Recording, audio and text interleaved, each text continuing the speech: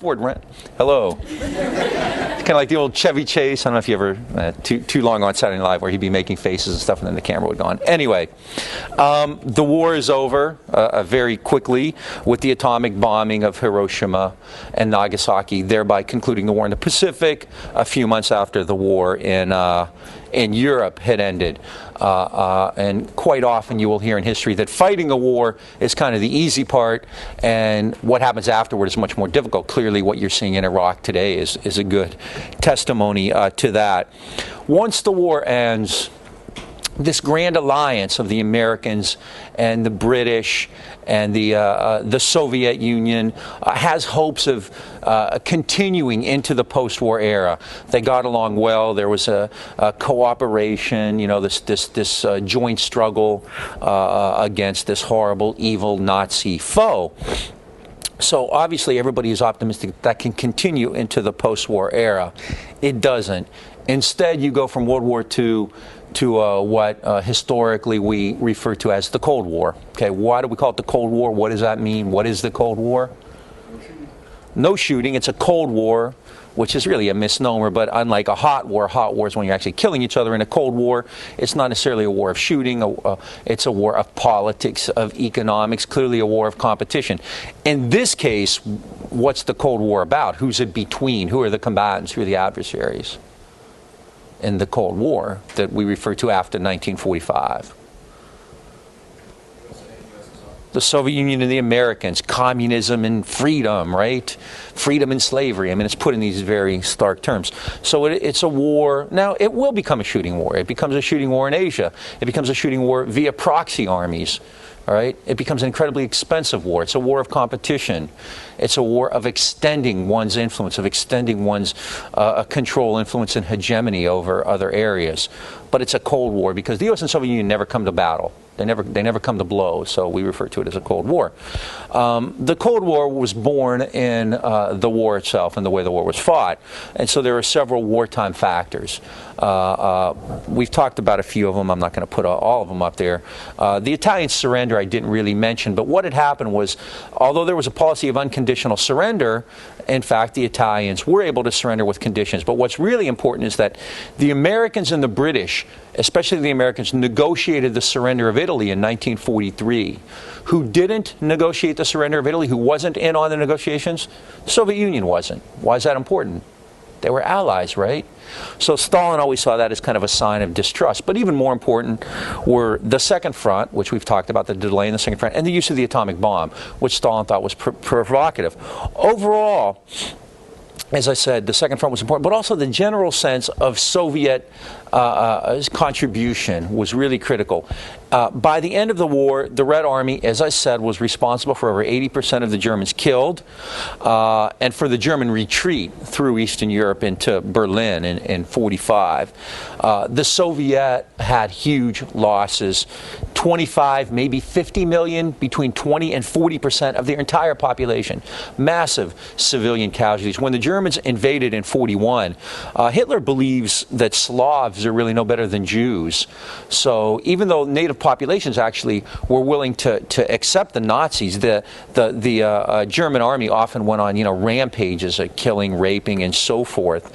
So the Soviet Union lost huge numbers of people there, huge civilian losses.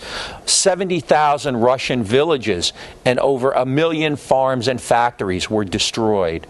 Over 40,000 miles of railway track was demolished. Soviet production as a result of the war broke down during the war, with grain harvest dropping by half and industrial output down by a third, even with the incredible output of tanks. So basically almost all industry was directed toward military needs. So all of these factors create grave concerns, to put it gently, when the war is over. And so the war ends, and essentially the acrimony begins. The post-war alliance doesn't last very long. You can see already in the war that there are roots of this acrimony in the Second Front and the bombing and the great losses. And it's going to continue and get worse then. The first sign The first time they get together that there will be different goals and visions occurs while the war is still in progress. There's a major conference, which I mentioned earlier, at Yalta in February 45. Okay? Post-war, these hopes for post-war friendship basically were illusory. The big three, as they're known, Churchill, Stalin, and Roosevelt, get together at Yalta, which is in the Crimea, in 1945. And there's a little-known fact about Yalta, which you don't know if you want to go to that.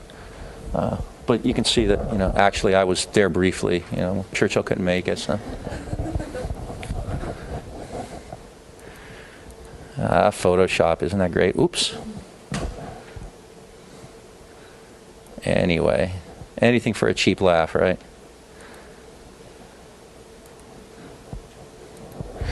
So they get together at Yalta, and basically they're going to talk about the post-war world. What do we do? The war's over. Now what are we going to do? They all have, once again, different ideas. They want to prepare for the post-war world, but they have different goals. The United and there are a couple major issues: Poland and Germany. We're going to talk a lot about Poland and Germany. What does the U.S. want to do at Yalta? First, it wants a non-communist Polish state. Now, remember we talked earlier when the Red Army goes through Eastern Europe and liberates Eastern Europe. What do? They leave their armies there, right? So when Poland is liberated, the Red Army stays in Poland. All right.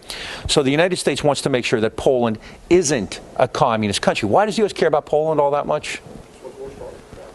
The war started about Poland, but there's another reason, not quite as lofty, let's say. It's near Russia. It's a buffer, and then let's be even more kind of base. Are there a lot of Poles in the United States? Are there a lot of Poles in the U.S.? It's a huge ethnic group that overwhelmingly votes for the Democratic Party. There are actually more Poles in Chicago than in Warsaw. So Roosevelt is also concerned about maintaining his constituency for the Democratic Party. So he wants to, make sure that the Polish people in the United States are not unhappy with the Democratic Party. So he wants to make sure that Poland is kept out of communist hands. What's the major religion in Poland as well? You should all know that: Catholicism, right? And what do Catholics think of communism? Obviously not much, because during the war they supported, Franco, Mussolini, and Hitler. The Vatican was on good terms with all of them. So the Catholic world always saw communism as a far graver danger. So Roosevelt, for lots of reasons, strategic in Europe, as well as pressure from Polish Americans and Catholics in the U.S., wants to maintain a non-communist Poland. Roosevelt wants Soviet entry into the war. There's a big debate, and to go back briefly to the atomic bomb issue, as to whether this would have happened had Roosevelt lived. And so there are a lot of people, kind of Roosevelt fans, who say, oh, if he hadn't died, none of this would have happened. In fact, they'll argue Roosevelt wanted the Soviet Union to get into the war against Japan. I think in February of 1945 it would have been folly not to want the Soviet Union to come into the war against Japan. You don't know what's going to happen, I mean, granted, your planners are saying they're probably going to surrender, but as a contingency, if they don't, you clearly, you don't know if the atomic bomb is going to work in February of 45. You really don't know if the atomic bomb is going to work in February of 45. It's not tested until July. So wanting the USSR into the war doesn't by itself offer prima facie evidence that Roosevelt was somehow conciliatory. Roosevelt did think that his personal relationship with Stalin was good. I mean, Roosevelt was a charming, seductive man. He called Stalin Uncle Joe. They laughed and joked. They slapped each other on the back. They made fun of Churchill together. They walked, never mind. I'm just going to get in trouble like I did with that Reagan thing last week. I'm going to catch myself now. All right, so this is what Roosevelt wants. And Roosevelt also wants to create a United Nations. So that's what the U.S. want. What does the Soviet Union want? They want Poland to be what kind of country? Communist. They want a communist Poland. The U.S. wants a non-communist Poland. More importantly from the Soviet point of view, what do they want? They want Germany to be what? Weakened, hurt, right? Just like World War I. They want Germany crushed. And they want reparations to be heavy. because they want paid. They want payback, right? So this is the Soviet Union. Soviet Union kind of has these kind of it's kind of the World War I questions, right? We want Germany wiped out, and we want reparations to make up for what we've lost, because the devastation really was dramatic. What do the British want? What does Churchill want? Churchill wants, as always, to preserve as much of the British Empire as possible. He wants to keep the Soviet Union's influence in Poland limited. And he wants to, and we'll get to this later, bring France in again as a player in European politics. Remember, the French caved, they buckled in 40, but Churchill wants to kind of resuscitate the French as a powerful country. At Yalta, the most divisive issue was Poland. There were two groups claiming power in Poland, kind of alliterative there. There was a group in Lublin, which is in Poland, of communists, and they were established by the Red Army, more or less, as the official government of Poland, the Lublin Communist Poles. But there was an exile group of old Polish leaders in London. Now, Churchill and Roosevelt wanted the London Poles to be in charge because they were anti-communist, and the Soviet Union wanted the Lublin Poles to be in charge because they were communist. Who has the advantage here? Russia. Lublin. Yeah, they're on the ground. They're there, right? So they remain to occupy Poland. So the best that Roosevelt can come up with as an agreement that says we shall have, quote, free and unfettered elections in Poland. Roosevelt's aide, Admiral Leahy, says that language is so loose and elastic that you could stretch it all the way from D.C. back to Yalta and never break it. They have elections in Poland. Guess who wins? The Lublin Poles, the communists do. Stalin says, hey, you know, I did what you told me to do. I had elections. The Lublin Poles won. You got nothing to complain about. There's another good story, apparently, when they were negotiating. And Roosevelt keeps saying, and what about Poland? What about human rights in Poland? What about Catholics in Poland? What about Poland? And finally, Stalin draws on his pipe and looks back and says, Poland, what about Mississippi? You know, meaning like, don't lecture me about human rights when you treat blacks in the United States the way you do. The Soviet Union was always talking about civil rights in the U.S., talking about blacks and lynchings. They had a field day with that because it cuts through all this American rhetoric and, you know, hypocrisy about what a great beacon of human rights they were. You know, we're going to save the people of Poland, and Stalin pointed out, you save the people of Poland, you look at the way you treat blacks in the United States. So, you know, just, you know, back off. And you know, and FDR basically, I think, is doing this principally because it's good for the domestics. It's good for the Polish Americans. It's good for the Catholics. They'll continue to vote for him because he's taken a hard line, right? Later on, this would be a major factor in a conservative attack on FDR. After FDR died, and you know, he was a hero. It was like JFK. Everybody loved FDR.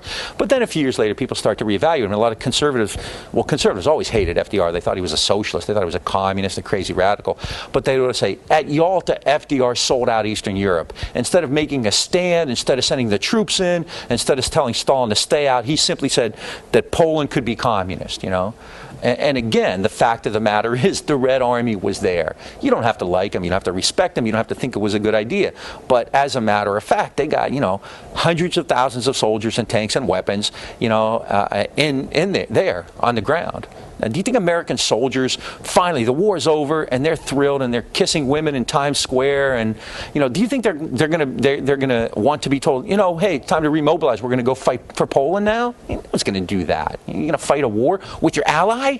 I mean, the Soviet Union and America and the Americans are allies, so it's kind of a preposterous criticism. I mean, in a sense, FDR, and I'm not a huge fan of Roosevelt, but at the same time, he doesn't have a whole lot of options in this. So Poland is considered a major blow. Now, conservatives and liberals, basically Americans, and there's a consensus on this, will see Poland as evidence of Stalin's overall design. See, the real issue of the Cold War will be, for the Americans, it will be Soviet adventurism, Soviet expansionism, Soviet aggression. The basic line will be that the Cold War was all Stalin's fault. Why? Because he wanted to take over the world. He was just a new Hitler. You had Hitler, now you got Stalin, right? And as evidence of that, look at Eastern Europe. Look at Eastern Europe. Right? Look at Poland. He kept his troops there, and he put his own government in power. That proves it, right? So this is going to be evidence that Roosevelt sold out. And in addition to that, one of Roosevelt's aides at Yalta was a guy named Hist, who was later implicated in all kinds of spying and stuff like that. So this is part of the conservative attack that FDR sold out Eastern Europe, especially Poland, at Yalta. Germany's also a big issue too, and in Germany the issue again, as after World War I, will be reintegration. What to do? What to do? Early on, the Americans, kind of like after World War I, wanted to crush Germany. They had a policy, what they called pastoralization, to basically deindustrialize all of Germany and just make them into a bunch of small farmers, so they couldn't cause any problems, they couldn't build weapons. However, as Woodrow Wilson and John Maynard Keynes had understood after World War I, Germany's economic revival was essential to the rebirth of the European economy and hence the global economy. And so you can crush Germany all you want, and that's clearly what the Soviet Union wants to do. But if you do that, at the end of the day, you're ultimately doing damage to this global system, this globalizing mission, which will come back and hurt you. All right. So again, reintegration becomes the preferred policy. Yeah. Russia's position with Germany was influenced by the fact that it would hurt the Western capitalist countries? You know, I think they were always thinking of that, but I think in a sense it was more defensive because the Soviet Union is an incredibly weakened adversary. I mean, the two major powers are the U.S. and Soviet Union after World War II, but the disequilibrium is huge. So the Soviet Union can't really think aggressively and offensively. You know, I mean, I'm sure if they had the capacity to do that, they would. But basically their point is we want Germany, you know, crushed, basically to get payback for what they did to us in terms of reparations, and also because we don't want to be invaded again. If it hurts the U.S., that's even better. Sure. But at the same time, I mean, Stalin, and I didn't spend a lot of time on him because I don't, you know, this isn't a course to do that, and I'm not an expert in Soviet history, but I've read a bit about him and I know a little bit. And you know, he's a brutal, bloody dictator, and hundreds of thousands, maybe more than that, people were actually killed, executed by him because he thought that they were out to get him. At the same time, he's a fairly intelligent guy. And he's very, very cautious and conservative. And there's no evidence, and we'll go through that. I'm going to spend a lot of time on that. There's no evidence of Stalin ever acting precipitously, or Stalin acting aggressively, or Stalin not backing down when confronted. So he's not really in a position, I think, to kind of challenge the U.S. He understands that they have an overwhelming preponderance of power, and they're going to pretty much get their way. The main concern in 1945 and in the immediate Cold War years is actually going to be to preserve what he has. Eastern Europe is not up for negotiation as far as he's concerned. That's true. He liberated it. That's foreign territory. That's enemy territory. You know, people sweep through there and invade it. He's not giving it up. That's just not even going to be negotiated. And the Americans know that. You know, the Americans know that. That's, you know, there's a big debate as to whether it's Stalin's fault, whether it's communist fault, or whether this is just traditionally the way Europeans act. I tend to think the latter is more likely. I mean, there have always been spheres of influence, and you know, and by no means would I sugarcoat Stalin. I mean, he was a very brutal and bloody dictator, but in terms of his foreign policy, he's actually pretty cautious, and it makes sense if you look at it from that perspective. You've just been invaded. You've lost how many tens of millions of people? Yeah, you want to make sure that the Germans don't ever do that again. And the French felt the same way. I mean, there's really, you know, the French and the Russians were kind of on the same side on this. So the Americans agree on reintegration. So and Russia wanted a dismemberment. It doesn't happen. We'll talk about it later. Germany is eventually split into 4 zones, and that actually doesn't take place till Potsdam. But Russia doesn't get its way. I mean, they do get reparations. They will get something out of Germany, but essentially the West, the Allies, call the tune. Germany will be reintegrated, and the Allies will kind of get their way there. In addition to that, at Yalta, Churchill insists and gets an agreement that France will be brought in to help in the occupation of Germany. Now, this is kind of blows a lot of people away because the French, remember, had been wiped out quite easily in early 1940. To bring France in as a partner in the occupation of Germany strikes a lot of people as being, very, very strange. But Churchill believes that France can be a barrier to German expansion. Stalin didn't want the French in either. I mean, Stalin basically believed that the three major powers should focus on and deal with Germany, the British, the Americans, and the Soviet Union. All right. So Stalin loses. France is brought in. It's cut into four.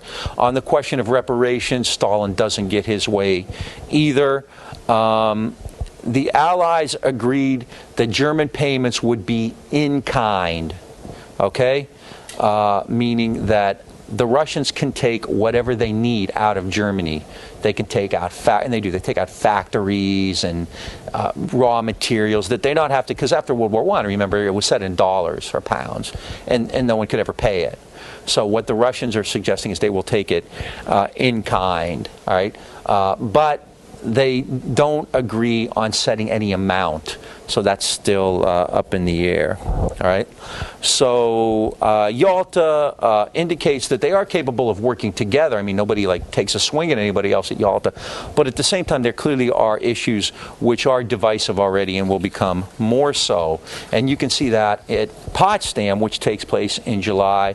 Potsdam is outside of Berlin, and in July of 45 the war is over. At Yalta it was in the final stages. At Potsdam, Germany again is the major issue. The Americans decide, and this isn't going to change now, that Germany has to reindustrialize, that it has to be reintegrated into the global political economy.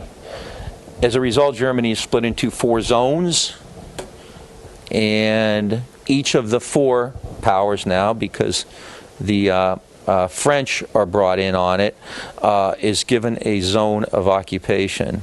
All right, and you can kind of see down in the corner the difference. This isn't the best map. You can look at it on your own. All right, but the this is the Soviet zone. These are the Western zones. All right. Germany split into 4 zones. The Americans, the British, and the French get the western part of Germany. Looking at it objectively, they got a much better deal, because what's in Western Germany? The Ruhr and the Saar, in all of Germany's industries. And what's in the East? Mostly agriculture. All right. In addition to that, the West treats those 3 zones as a single economic unit, so they're able to kind of coordinate economic activities in the Western zones much better.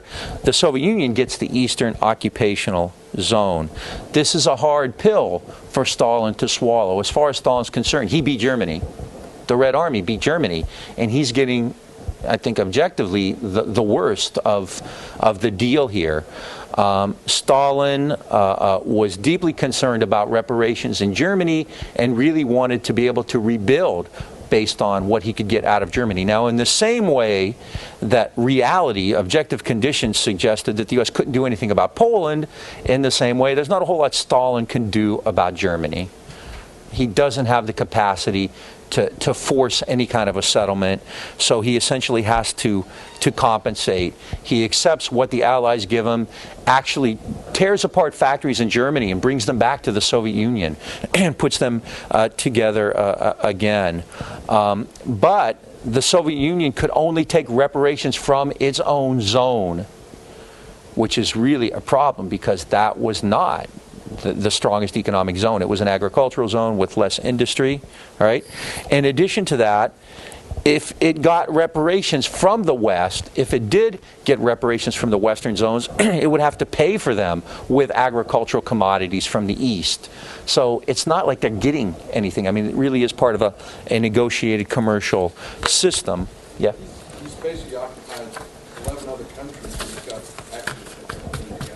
Mm-hmm. But Germany's still far more powerful, and I think there's, there's also political, and that would probably be the West's argument. But keep in mind too, what is the status of those countries he's occupied? They've been devastated, right? They've been wiped out. So, But I mean, you know, he can complain about it all he wants, but you know, in the real world, he understands the West can do this, and they will. Why can they do it? It's like Bill Clinton, you know. Why did he do it? Because he could, you know. So by mid-45, by July of 45, then, you can see that this post-war arrangement is already on the rocks. I mean, you know, I think it's pretty clear at that point that the alliance, the cooperation, the goodwill is gone, you know. I mean, the issue of Poland cannot help, but I'm sorry, Germany, the issue of Germany, Poland's important, but Germany is it. Germany is the issue, just like it was after World War I. The issue of Germany cannot help but be critically divisive, because that's the guts of the post-war world. Whoever controls Germany essentially controls Germany. If Germany goes capitalist, then the West is in great shape. If Germany goes communist, which really is not even a possibility, then the West has suffered a major loss, okay? But it's also clear that Germany's not going to go communist fairly early on, all right? So this is part of the post-war planning at Yalta and Potsdam. But there are other strategies. Anybody have any questions on this? There are other strategies for American hegemony too, and these actually take place, I'm kind of in inverse chronological order right now. These actually take place while the war is still being fought. And they are economic and political, and I would argue they're vital. They're as important as anything that takes place in Europe. Okay? Yeah? Did Stalin go along with the four zones and the French come in primarily because it was felt that the French Socialist Communist Party was going to be able to take power in France? There's a lot of influence there. I've never seen it put in those terms. I mean, I don't think so, actually. I mean, I probably won't do much with that. That's really important. I mean, in all of the Western European countries, the war was so devastating that, in fact, socialist and communist parties were actually quite popular in France, in Italy, in Greece. Britain had a Labour government, a real Labour government, unlike, you know, Tony Blair. And the Soviet Union clearly is looking upon this with hope and optimism. But at the same time, the links are not, you know, real easy to prove. I mean, there's I'm not suggesting there's autonomy, but at the same time, these aren't really Soviet directed in the sense that, you know, they're kind of working in conjunction. In addition to that, the United States is deeply involved in the British left and the European left. I mean, they're sending the AFL and the CIO and the CIA. All of these people are flooding into Europe to try to disrupt communist trade unions, socialist parties, and things like that. So Stalin, I mean, clearly he has hopes. It would be great, I'm sure, from his perspective, to have a socialist or a communist government. Well, not a socialist government really wouldn't be very friendly. I mean, the socialists, there's actually a very strong anti-communist thread throughout the European left. This gets really complicated. I don't spend a lot of time on it. But so I don't think he really could count on that as being, you know, kind of a barrier to him. He didn't want the French in. You know, he didn't want the French in because that takes a cut from something he thought should be his. You know. So these two strategies, and I want to do that because I think they're very important, especially the first one. In the middle of 1944 and mid-44, a group of nations get together at Bretton Woods in New Hampshire. And there they convene what they call the United Nations Monetary and Financial Conference. By this time, everyone's pretty certain that the Allies will win. Germany and Japan are in trouble.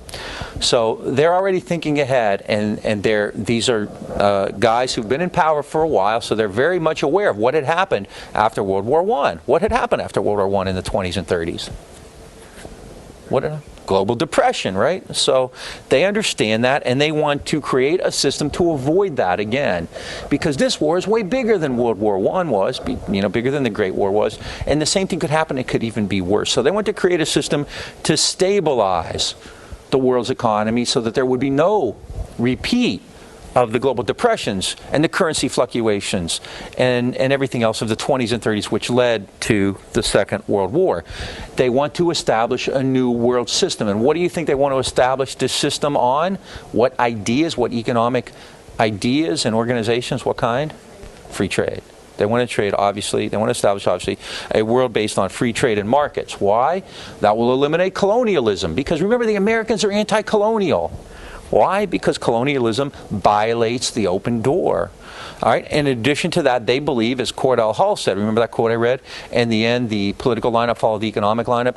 They believe that free trade and commercial intercourse will create prosperity and peace. That countries that trade with each other will be less likely to fight against each other. Remember, the main reason for World War II was that the Germans and the Japanese were trying to create a system that would shut off huge regions of the world to outside commerce. All right, Germany and Japan didn't respect the open door. So American officials especially, but others in the West, want to create a new system to give them access to markets, to raw materials, to labor, to investment. Right? We've been talking about this forever, right? We've talked a lot about globalization, and I said at the very beginning, globalization has become kind of a buzzword of the 90s. Well, globalization was a buzzword of the 1890s as well. And the 1890s is huge. But what happens after World War II really is critical. I mean, if you want to look at the globalizing world, the current round of corporate globalization, I mean, you have to at least start back in this period, especially at Bretton Woods, which really creates for the first time the supranational, the transnational institutions which are going to facilitate this globalizing mission. At Bretton Woods, the real brains behind Bretton Woods were actually two British economists, one of whom you should be familiar already, Keynes, John Maynard Keynes. The others, anybody know? Harry Dexter White. Actually, Harry Dexter White was American. Keynes and Harry Dexter White are kind of the brains behind Bretton Woods. It's a conference to design a liberal economic order. They want to create a liberal world order, right? To avoid what had happened in the 20s, right? So they all get together, 40-some countries, and they create two institutions at Bretton Woods: the IMF, the International Monetary Fund, and the World Bank, which is officially known as the International Bank for Reconstruction and Development. These are important and controversial bodies. They were then, they are now. The principles behind Bretton Woods are to create a stable global economic order based on free trade. They want international monetary cooperation with international agencies defining what the global economy will look like and who will dominate these international agencies, who will put the most money in, who will have the most votes, who will have the most influence. Who do you think? D.C., Washington, D.C. will. So they want to have this international cooperation. They want to maintain high levels of investment capital by creating international banking regulations that will facilitate that, and global banks, okay, to facilitate that. If you need a loan, you go to these institutions, right? So you can create and maintain large capital flows that way. They want a system of unhindered trade and convertible currencies. They want trade without barriers and currency convertibility. What's that mean? You don't even know what it means. Why is it important? You want convertible currencies. Why? Because you can trade easier. It's simple. If you can trade dollars for marks or dollars for francs, all right, without and what's that based on, by the way? What would you have to have that based on? Gold, right? It's a fixed system, all right? You have currency convertibility based on a fixed. It just makes trade much easier, right? A pound is worth, I don't know what it is after World War II. I know it was $2.80 in 1967, so somewhere between $2.80 and $4.40. But if you have a system in which you know what a pound is worth, and our trade, it's like buying a Saturn, right? You don't haggle, you don't negotiate. You just go in and you know what it costs, right? So basically the idea there is if we have fully convertible currencies based on a fixed system, then it will facilitate trade. It will be based on a gold system to avoid the wild fluctuations that could take place otherwise, right? And we'll also try to maintain equilibrium in something called the balance of payments system. Balance of payments is what you spend overseas. It's money spent, military spending. If we have a bunch of American troops in Germany, that's an American deficit, right? Because you have to pay these people in American dollars, all right? So that's a deficit. That money is going overseas. American tourism money is a balance of payment deficit because Americans spend money overseas, all right? American investment is a deficit. It's money being spent overseas, all right? Now, sometimes balance of payments deficit is not such a bad thing because it increases economic activity, kind of primes the economic pump, so to speak. But at the same time, if you get too far out, if the disequilibrium becomes too great, then that will affect economic activity, right? If you have a massive deficit in the amount of money going out and you're not bringing in as much, then this can cause currency revaluations, it can cause inflation, cause all kinds of problems like that. So basically, this is a long-winded way of making the very simple point that I started with, which was that Bretton Woods' goal was to create global economic stability based on free trade. The IMF's particular purpose is to stabilize world currencies, all right?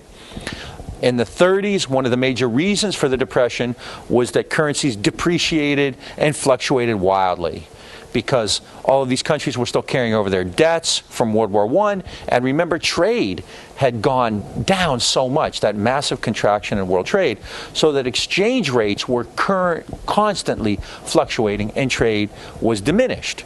Now, with currency fluctuations occurring, on a regular basis, that makes trade even more difficult. All right, so they want to avoid that, and the IMF is funded at $7.3 billion, a significant amount of money. The IMF's goal is to make loans available.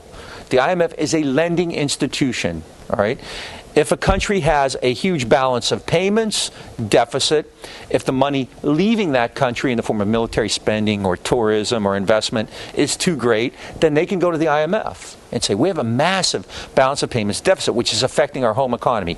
Can you loan us some money? All right?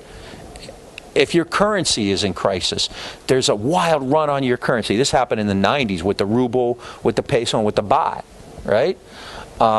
In Thailand, then the IMF can say, yes, we can loan you money so you can stabilize your currency. It's a massive infusion of cash. So you don't have to devalue, or you don't have even wilder bounce payments, or you don't have outside banks. A lot of these countries are beholden to outside banks. They could call in their loans, right? So the IMF's goal is to avert economic crisis with massive infusions of cash. All right.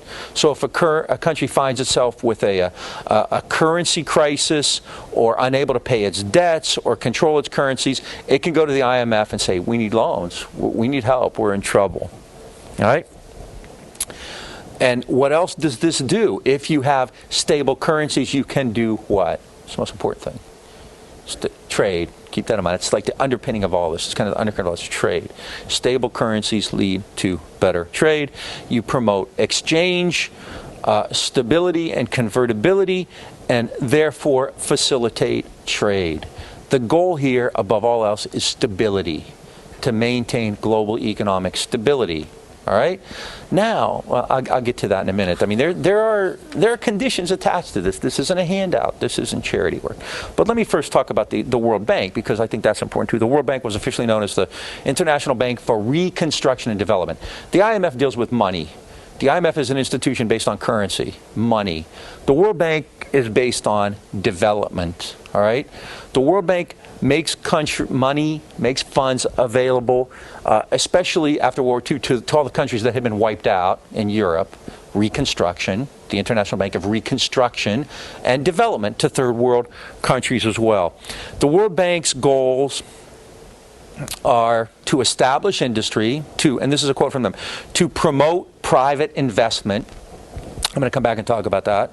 To promote the long-range balanced growth of international trade. All right. These are the stated goals in the World Bank Charter, to promote private investment, to promote long-range balanced growth of international trade. The World Bank was capitalized at $9.1 billion, of which over a third was funded by the Americans, and it was authorized to lend at twice that amount. In addition, the World Bank always has what kind of person as president? What do all the presidents of the World Bank have in common? They're Americans. Robert McNamara was president of the World Bank for a while after he left the Pentagon. Now, this is what's important. Okay. So far, you can see what the American interest is in a larger globalizing sense, right? Creating economic stability. That's good for the United States. But it's even more specific than that. The World Bank and the IMF, the Bretton Woods system, essentially becomes, I call it kind of the Tony Soprano shakedown. It's a way to help your friends and hurt your enemies, all right? Support from either institution, an IMF loan or a World Bank loan, are conditioned upon the requirement that aid be channeled through whom? Take a gander. Well, we'll be the U.S., but even more than that, private companies, all right? If you have a state-run communication system or a state-run banking system or a state-run transportation system, all right, what's the IMF or the World Bank going to tell you? Can't do anything for you, right? The money has to go through private investments. Why? Because then American companies can get their cut. If you go through private corporations and not states, then American corporations will have guaranteed access to markets and resources. And isn't that vital if you're going to avoid what had happened after World War I? So if a nation seeks aid from the IMF or from the World Bank, it has to work with American banks, with American reconstruction companies, with American industries, thereby guaranteeing American economic activity, American profits. You want World Bank money to build a telecommunications system.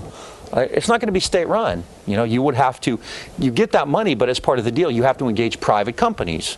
The Brown and Roots of the world, or the AT&Ts of the world, or whatever. So it's a way to guarantee markets and investment for American companies. In the same way, if a country doesn't have that type of open private economic system, what happens to them? Do they get access to the IMF and the World Bank? No, they don't. So, if you have, let's say, to kind of step back a bit. Let's say a country has a balance of payments or a currency stabilization crisis, currency valuation crisis. They go to the IMF and say, we need money. We need an infusion of cash, all right? The IMF doesn't simply say, okay, and write the check out and hand it to them, right? It says a lot of things. Like Bob Dylan's father, it says a lot of things. It says, first, this has to go through private channels, which I just mentioned. But more than that, it says you have to engage in certain practices. If we're going to give you this kind of money, you have to change your economy, okay? For one thing, you have to start getting cash. And how do you get cash? If a national economy needs to bring in cash, what does it have to do? But even more than that, what? Exports. All right, so the first thing the IMF is going to say is you need to develop a more export-oriented economy, all right?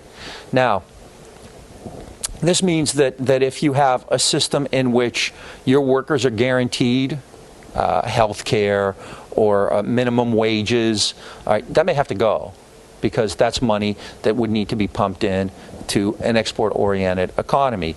It means that if you have subsidies or quotas on lumber growing, those have to go because you need to export as much lumber or coffee or whatever as possible. So basically the IMF will come in and say, you have to change your domestic practices in order to develop an economy that brings cash in. You have to export as much as you can. You have to cut social programs because that's money that's going to people instead of to foreign exchange. Right? You want to pay your debts, goodbye minimum wage, goodbye health care, goodbye social safety net. Now if a country refuses to do that, and most notably, who would that be? Who doesn't operate that way? Whose economies aren't structured that way in 1945? The Eastern European countries. So what does that mean to them? Do they have access to the IMF and World Bank? No. So the IMF and World Bank, that's why I say it's a strategy for hegemony. I think in terms of winning the Cold War, if the U.S. won the Cold War, if the West won the Cold War, if you believe that, this is why. It's not because of Reagan or because of the Berlin area. It's because of the money. There's a great line about I can't remember. It's a little poem basically about all the money bags and the brains. But that's what ultimately is far more decisive than anything that takes place on a battlefield. It's the creation of these institutions from which the United States, by virtue of having the most overwhelming economy in the world, can call the shots. At the end of World War II, the U.S. controls over 50% of the world's trade. 6% of the population, over 50% of the world's trade. Right? So that's a level of hegemony that's really, really, really hard to contend with. And when you have these institutions which the U.S. can control, like the Monetary Fund, like the World Bank, basically using money here to help your allies, to hurt your enemies, to guarantee market shares and jobs and resources and access to American corporations, it's real hard to put a dent in that kind of a system. And so, you know, the Americans do a great job of that. In addition to that, they create the World Bank, they create the IMF. In addition to that, the third leg of this, which is just as important, is they create a global currency system.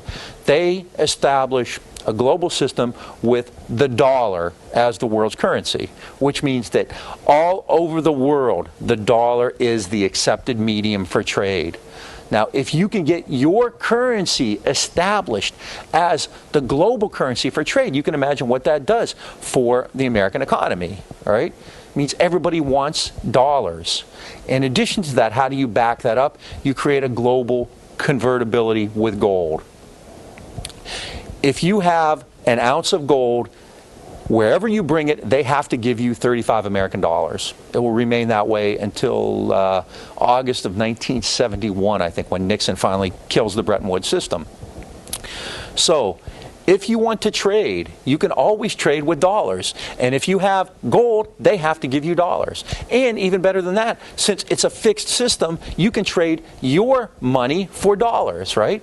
If a pound sterling is 280, then you can bring in 10 pounds of, a 10-pound sterling note or whatever and get, was it, $28, right? You have to do that, and then you use that for trading. It's a fixed system.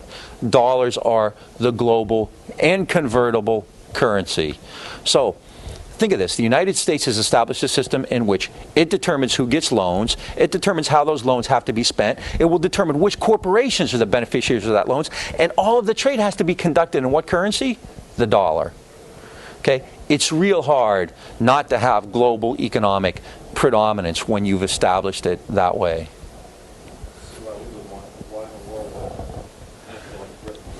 Britain doesn't. Britain doesn't have a whole lot of choice. Britain wants to maintain the sterling block, right? They can. I mean, the world has passed them by. For developing countries, it makes some sense. I mean, it gives them access to money. The lure, the seduction of this is quite great. No, the British were never huge fans. I mean, it's actually Keynes' system. It's what Keynes wanted to do after World War I, free trade area of Europe. Basically, Keynes and Wilson, these guys are liberals. This is a very liberal system. The idea, well, it's kind of liberal, except that whole free trade thing, these are guaranteed. These are also, state guarantees. It's kind of ironic, isn't it, that like if a state wanting IMF or World Bank money has a subsidized coffee economy, let's say they're paying their coffee growers, they're subsidizing them, right? The IMF can simply say, no, you can't do that. You have to remove those subsidies if you want aid from us. At the same time, this is money that they're guaranteeing to American corporations by virtue of it having to go through private and not state-oriented companies.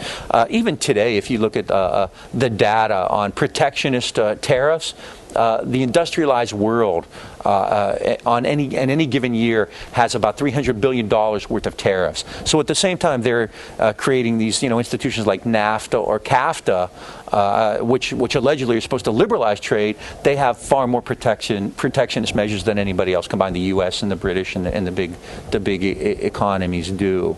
All right. So. At Bretton Woods, then, they create the IMF, they create the World Bank, they create a gold standard with the American dollar as a universal and convertible currency. You can always trade an ounce of gold for 35 US dollars. All trade will be conducted in dollars, and the US is bound to accept gold and pay out dollars to any country.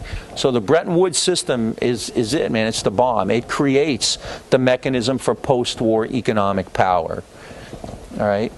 I mean, I think this is pretty easy. I don't think this is like a bunch of economics hocus pocus, because economists tend to talk a lot of junk and it doesn't really make a whole lot of sense. And they talk about variables and flowcharts and all that. This isn't alchemy. It's really pretty easy. I mean, the way economics works is kind of like, the idea of gold is alchemy. Why peg gold? I mean, you could pick, a pen, it's just gold, right? So they peg gold as the global economic currency. But at the same time, it's not really that hard to figure out. By subsidizing and stabilizing, which is the key word, currency and reconstruction, channeling it through what kind of corporations? Mostly American corporations, and making the dollar the world's currency. The U.S. makes sure at Bretton Woods that global commerce will be free. And by free, what do they mean? Freedom isn't free, we often hear. It means free commercial enterprise. Free enterprise at Bretton Woods mean that America and American corporations and their subsidiaries will control global trade, not competing systems. The USSR, the Soviet Union was at Bretton Woods, but never joined the IMF or World Bank. Was the Soviet Union going to agree to privatization? Was the Soviet Union going to open its books to the West, and, so that they could analyze the Soviet economy? Of course not. All right? America's economic strength in the post-war era is due to this as much as anything. Okay? This Bretton Woods system. We're going to talk a lot. I mean, the IMF is going to be, in the 90s, the IMF is going to resurface as kind of a bête noire for the world, especially for the developing world, for the global left, for the anti-globalization movement. I mean, it's still around. It's still very powerful. It's still very potent. Right? And other institutions like the WTO or NAFTA really kind of emerge out of the framework that was established at Bretton Woods with the IMF. I get kind of, and this is part of, I'm sure it's the historian in me, but I do a lot of globalization work, and it always starts, when you go to these things, people always start like in November of 1999 in Seattle, when all of a sudden, boom, 80,000 people showed up in Seattle to protest. And, I think it's really kind of a disservice, because if you really want people to understand this, you need to kind of put it in a much larger framework, because it's actually way worse than the WTO in 1999 in Seattle. That's nothing. This is really the guts of it, and you really need to start, I think, at Bretton Woods when these institutions are created, because they really do create American economic hegemony. All right? Any questions?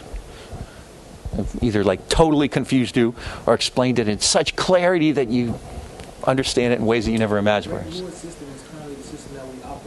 Well, no. Nixon got it. Nixon took the U.S. off the gold standard in '71. We have floating currencies now. Because Walker agrees, like a lot of the LaRouche campaigners, they always come like yeah. Since Bretton Woods, like they always apply to Bretton Woods. I'm like, what significance do we have today? So. No, the LaRouche people are kind of funny. We have a long and firm relationship, me and them. Nixon took the U.S. off the gold standard in August of '71. I mean, the IMF and World Bank are still around, and they're still very potent and very powerful. I mean, the U.S. doesn't have the same power it did in 1945, right? So it's not quite as dominated as it was. But the real issue is the gold, the dollar and gold. Now, we now have floating currencies. So, I mean, the dollar's pegged against, now the euro is really kind of starting to rival the dollar. I mean, a euro and dollar started even. I believe when the euro first came on the market, it was $1, wasn't it? I think it was 1-to-1, and now a euro's $1.28. So the euro's gaining in value, getting stronger and stronger, yeah.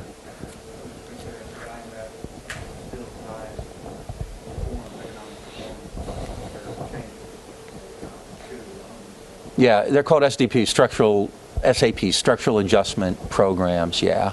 Yeah, I mean, actually, the lumber example I gave was from Indonesia in '97, because Indonesia was forced to basically wipe out a lot of forests to increase its export earnings so it could get cash, so it could get currency. I would have said dollars, but, not necessarily. But no, I mean, the biggest abandonment of Bretton Woods is that you now have floating currencies, which is a lot harder for me. I study this, and it's pretty easy. I mean, if you're going to study economics, this is the period to study it in, because all you need to know is how to multiply 35 times 1. It's $35, 1 ounce of gold, and basically very little currency convertibility or fluctuation. Britain in late '67, for instance, devalues the pound from 280 to 240. I mean, that's like one devaluation, and in the 20s and 30s they were devaluing every day. So it's a pretty easy system, and I mean, it creates stability. You always know what's out there. You know that your currency is going to be worth this amount, and it ain't going to change. So long as you have $35, you can buy an ounce of gold. So long as you have gold, you can trade it for dollars. So long as you have dollars, anybody in the world, it's like the, don't go home without it. It's like the American Express card or the Visa card or whatever. Everybody's going to take $1. Everybody's going to take gold. So it's really a stable system. Nixon guts that for a lot of reasons, and it gets more complicated. I mean, it's a lot easier to understand this than the floating system today, which, you know, often gives me headaches. Yeah. All right. Okay, economic hegemony. Political hegemony, part 2, the United Nations. And I can go through this fairly quickly. I think you're fairly familiar with it. The U.S. wants to create the UN. Why? For all these lofty goals of creating a better world, peace, prosperity, one world government. We'll all hold hands and release doves and everyone's going to get along, right? I think it's always funny because the UN, if you ever listen to especially some of these wacko radio shows, you know, they're talking about the blue hats and the UN's going to come in and take over. And the US, you know, people file lawsuits when the US participates in UN operations because, you know, it's a violation of the American Constitution and it's one world government and it's socialist and you have all these kind of right-wing conspiracy nuts. The UN... And what's you know, what's amazing about this in Bretton Woods in the same ways, these were institutions set up for American power, and they worked well, you know. So all these kind of like hyper-patriotic Americans don't even understand that these institutions are doing their work for them, and they criticize them. It's really kind of ironic, you know. The UN and Bretton Woods are really critical. That's the kind of 1-2 punch: economic hegemony, political hegemony. And the United Nations does that. The UN, obviously, much like the League of Nations after World War I, the U.S. creates the UN according to its needs. The Soviet Union's there, like they were at Bretton Woods, but the U.S. has far more power and is able, ultimately, to create the UN according to its needs. They set up the institution to have a powerful Security Council. Who's on the Security Council in 1945? The U.S. is... the French, the British, the U.S. and Britain, Soviet Union, China and France are the interesting ones, right? Because France, you know, clearly had been defeated in World War II and was called into question. And China, which we'll talk about later, was really, really in bad shape, you know, ready to fall. So, so clearly then the Security Council, I mean, is a U.S. body. There's only one country on there which, you know, with which it doesn't have really strong relations, and that's the Soviet Union. And I mean, to get the Chinese government, we'll talk more about that. The Chinese government was really corrupt and beleaguered. It was led by somebody named Chiang Kai-shek. And to get the Chinese on the Security Council and for the British to get the French on the Security Council really were statements about how powerful the West was vis-a-vis the Soviet Union. The Soviet Union was pissed off in both of those cases, and the only reason they agreed to that is because the UN Security Council also included a veto measure where you can veto a proposal, you know. So basically, if not, Stalin's going to get ganged up 4-1 most of the time, right? In fact, there was even a question as to how to use the veto. The U.S. actually believed that that countries who were a party to a dispute should not be allowed to veto it. And Stalin, of course, said that's ridiculous, and he wouldn't go for that. So the veto was kind of Stalin's salvation. In fact, membership in the General Assembly was also at play. If you know anything about the Soviet Union, the old Soviet Union, it's still hard for me not to call it that. It was the USSR, the Union of Soviet Socialist Republics. There were actually 16 republics in the Soviet Union. Stalin went in and said, I want 16 votes in the UN, one for each republic. And of course the West said no. And you know, and it sounds funny, right? We laugh, oh, he wanted 16 votes. But he said, well, Guatemala, Nicaragua, El Salvador, Honduras, Mexico, Belize, Panama, and he listed, he says, you know, the Monroe Doctrine. The U.S. has that many votes from Latin America. You know, those are dead ringers. So, but of course he didn't get it. The UN Charter basically is set up as a power document. The UN, through the General Assembly, which is clearly dominated by the United States, votes on measures. The Security Council has ultimate power. It's only the veto, which the U.S. actually wanted to take away. The U.S. wanted to create a set of issues which would be removed from veto, and of course the Soviet Union didn't go along with that. there was a lot of people said there was an American steamroller effect going on. The UN Charter, for instance, called for the liberation of colonial areas, but said that Britain and France could retain their colonial possessions. One of the ranking American officials there said that we will have our cake and eat it too. So clearly then the UN, like the Bretton Woods system, is a way for the United States to assert its dominance. Questions of global dispute will come to the UN.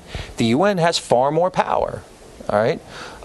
One of the critiques of the right wing has often been, well, you know, if you look at the UN, the Soviet Union was always vetoing stuff. You know, and in the first 30 or 40 years before, about the first 25 years or so, yeah, the Soviet Union did have way more vetoes than the U.S. Why was that? That was all they could do, right? They were overwhelmingly outnumbered, right? Since then, it's obviously flip-flopped around. If you look at like anything regarding Israel, I mean, the vote's usually 117-2, right? It's the U.S. and Israel, you know, sometimes another country, and the U.S. is actually now vetoing measures left and right because kind of the global balance of power has shifted a bit, all right? So. This is what happens at the end of the war. The United States has kind of, you know, creates this system now with Bretton Woods and with the United Nations, which really kind of set it up. So by 1945, in the aftermath of Yalta and Poland and Bretton Woods and the UN conference, I mean, the U.S. is set to create this new liberal, open-door world. It has overwhelming power. It hasn't been terribly badly hurt by the war. I mean, the Soviet Union loses, you know, 40 million, who knows, 25, 40 million people. The U.S. loses 300,000. The Soviet Union has 70,000 villages, 40,000 miles of railway, 1 million farms and factories destroyed. The U.S. has 0, really, right? So this overwhelming power, the dollar is the world's currency, 50% of the world trade. You know, the U.S. is set to go, ready to kind of take on the world, right? Any questions? Start this make some progress here. All right. This is actually, in a sense, a prologue. This is kind of like a background to the Cold War. But you have to do it because it really does kind of set into motion this whole idea.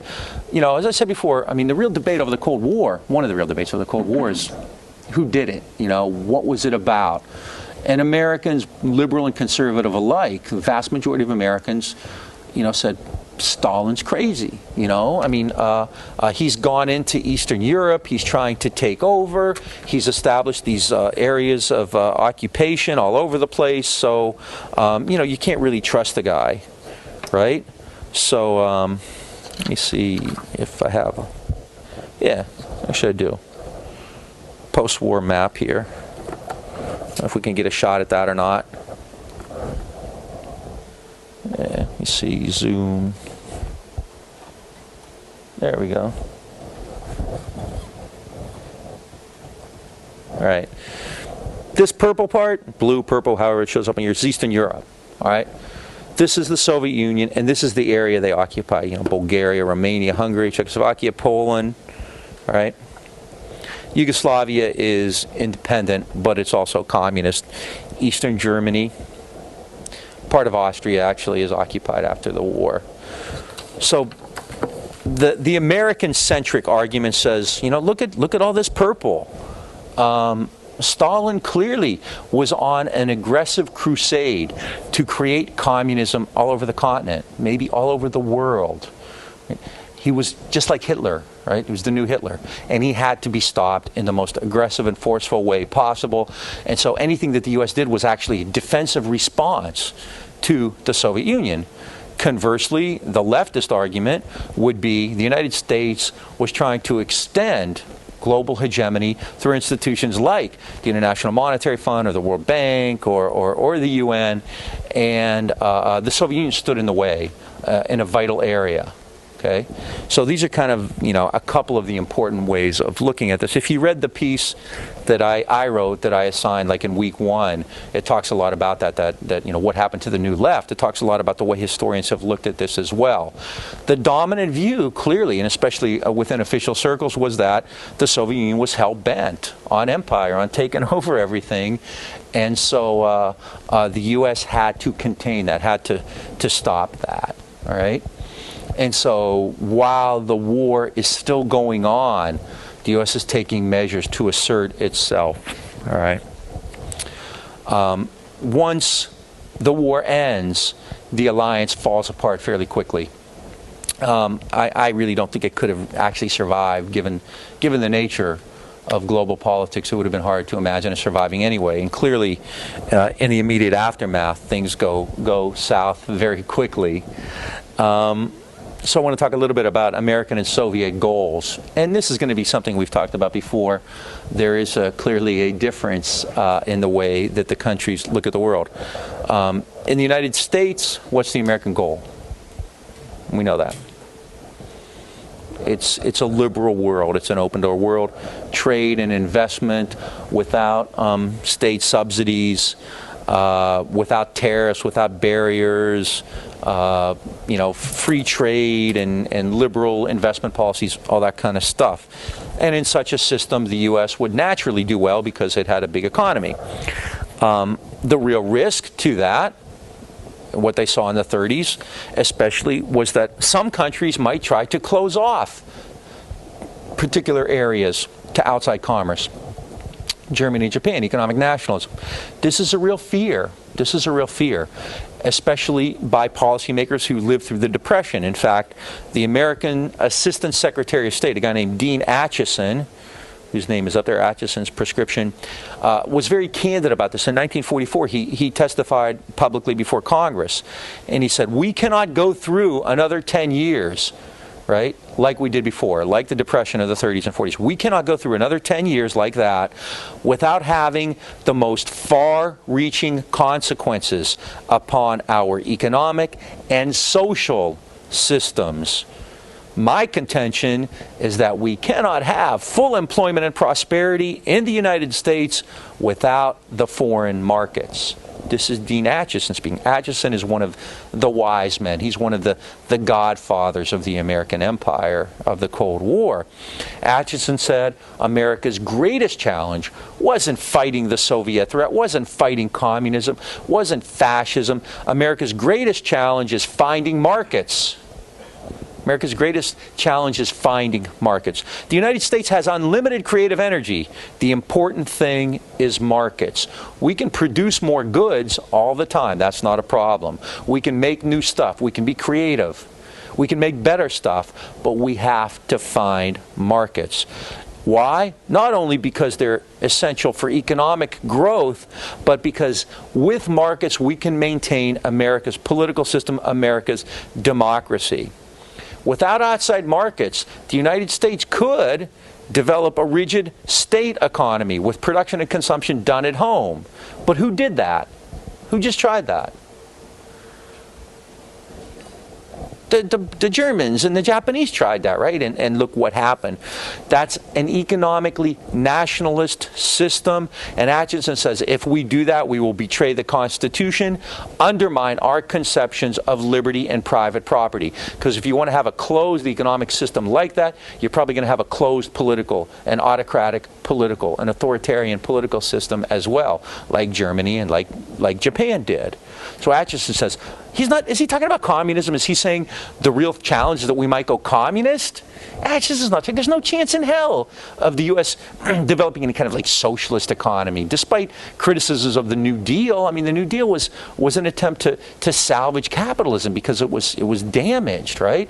Acheson's not saying if we don't fix it up, it's going to be the socialists are going to have their way, and we're all going to be marching in May Day parades, and we're going to have pictures of Emma Goldman on our walls. And he's not saying that.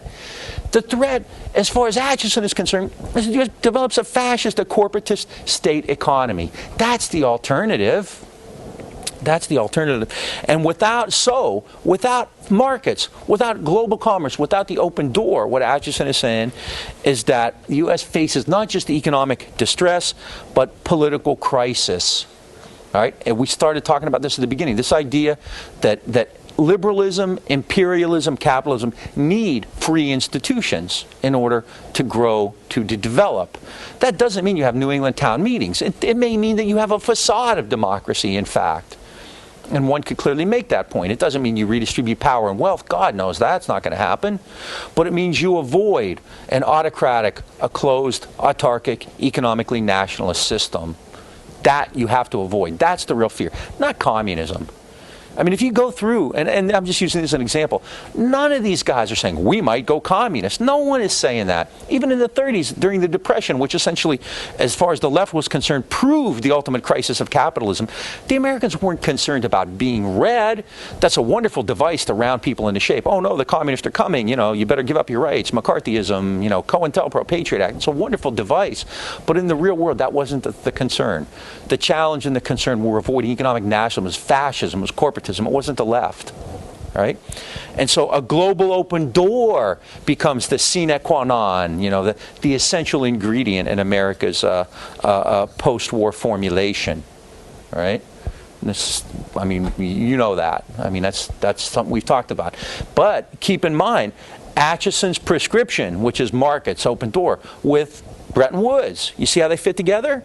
You see how they fit together? That's not a coincidence. These guys talk to each other. Their brains work in kind of synthetic ways. Atchison often said, people don't think like a dairy, farm where you have, kind of the fat that's taken away from the milk and everything. People don't do that. You don't separate these things. You think in kind of a homogeneous way where everything comes together. Atchison's talking about trade. He also understands currency. He understands what's happening in Bretton Woods. He understands convertibility.